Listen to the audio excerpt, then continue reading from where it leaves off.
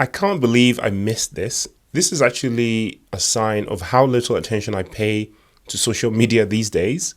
Before, I used to pay special attention to what the Ripple account was saying on X, and there's no way I would have missed this. But I have.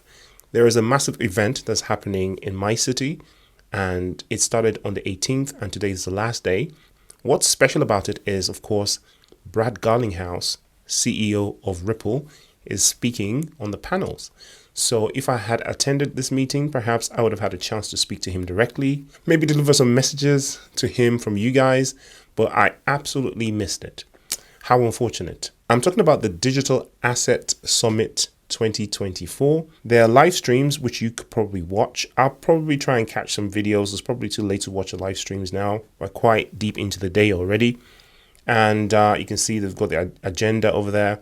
This is one of the reasons why, again, I'm not going to up and try and make the last day, because not only is it relatively expensive to go, it's actually sold out. As you can see, general pass of 2,000, VIP pass for 3,000, and general admission 4-pack of 7,196. I can assume that's some sort of company deal where you send more than one person and you can get discount, because that would ordinarily cost maybe £8,000 if they got their tickets individually. But what's really unfortunate is, of course, Brad himself is on the panel of speakers. These are some awesome speakers. There he is, Brad Garlinghouse, Ripple CEO. The reason why he's speaking in this meeting is because Ripple is sponsoring Blockworks. I'm sure there are other crypto sponsors as well.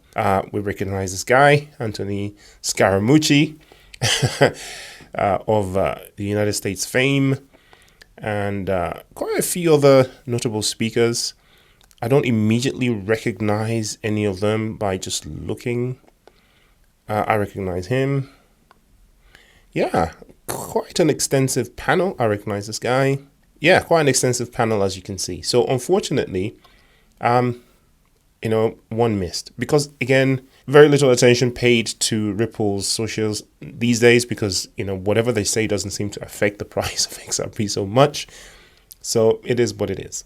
Talking about socials and other people's channels, etc., I was watching some YouTube videos earlier today, and there's one video I watched from a guy called Levi. He also creates content about cryptocurrencies and XRP, etc. I'll link this video in the description if you're interested to watch it. And he was reacting to an interview on, I think it was CNBC or something like that, where people from the establishment financial realm were talking about Bitcoin, and just like the language that they were using to refer to Bitcoin as, oh, what is this thing? It seems as if even to us, Bitcoin, even though Bitcoin is this big be all and end all of everything, in that realm, they still see Bitcoin as some sort of far away thing, some sort of fringe experiment that people are doing. And it's amazing to me, because I live and breathe crypto, and I live in this cryptosphere, this ecosystem. And there are people who still view it as something foreign, something fringe, something new, something experimental, hyper risky, when it is in fact the best performing asset, full stop, of anything in the last 5 to 10 years. And it's incredible to me how they still treat it like this. I know, obviously, the volume of money that's actually in Bitcoin is nothing, is microscopic compared to the stuff in other assets. But it's only a matter of time, because now we have the world's largest, some would say second largest, fund management organization, BlackRock, is buying like crazy. And Levi actually pointed out why he thinks BlackRock are buying as much. Now, we know that BlackRock is buying to obviously seed the Bitcoin spot ETFs.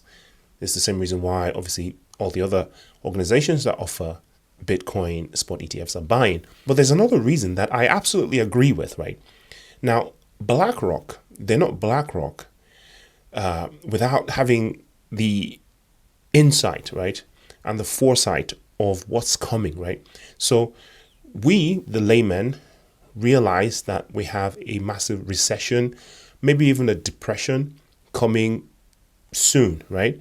The currencies of the world are already experiencing hyperinflation and inflation depending on where you are. Nigeria, Venezuela, all these places, Turkey, experiencing massive inflation, and people have their wealth sliced in half, cut to a third, by 10th. And a lot of these people, the only way that they're able to preserve their wealth is by buying crypto, by buying Bitcoin, right? Especially if they live in a place where maybe land and property isn't easy to acquire, or said land and property itself is losing value, right? Because a lot of land and property isn't valuable in some parts of the world. Like you can't compare, say, a plot of land in central London to a plot of land out in the middle of nowhere in Siberia. Completely different value. Its value is given by, what's under the land, what's around the land, what are the infrastructure services around the land. Is that a big city around the land? Is it a high demand place where people want to live and work?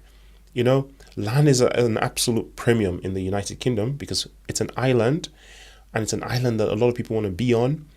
An island that's control a lot of the world's financial services.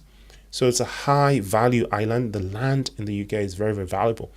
Whereas you have places out in the desert, maybe in southern Algeria, where it's just sand, empty space for thousands and thousands of kilometers. And, the land there is nearly worthless because even though under that sand there might be oil or lithium or whatever, those are yet to be discovered. Maybe sometime, hundreds of years in the future, we might find some rare minerals that might then catapult the value of the land, in which case the government is probably just going to swoop in and take the land from you. But I completely digress.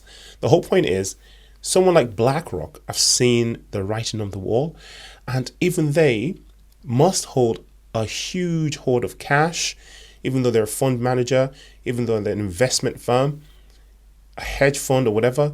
They too must be looking at ways to hedge for inflation, because at the end of the day, when the dollar gets deflated with all these printing and all this stuff and all this FOMC sort of announcement saying, no matter what we do, inflation is not transient, it's here to stay.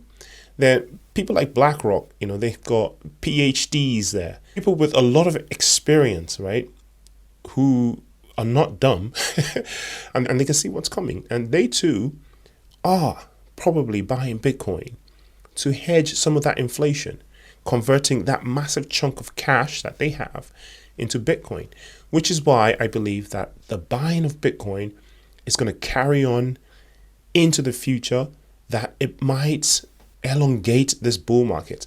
Like the bear market that we're just surviving from, that we're just recovering from, was the longest bear market in crypto history, longer than the others. Likewise, I think that the bull market might extend longer than we expect because of inflation and because of how many of these organizations and possibly even countries might take to buying Bitcoin as a hedge to inflation. So none of this is financial advice, of course. Do your own research. I just thought it was quite interesting that there might be some ulterior motives in why companies like BlackRock are buying Bitcoin at the alarming rate that they are. I'll see you in the next video. Take care of yourself. Peace.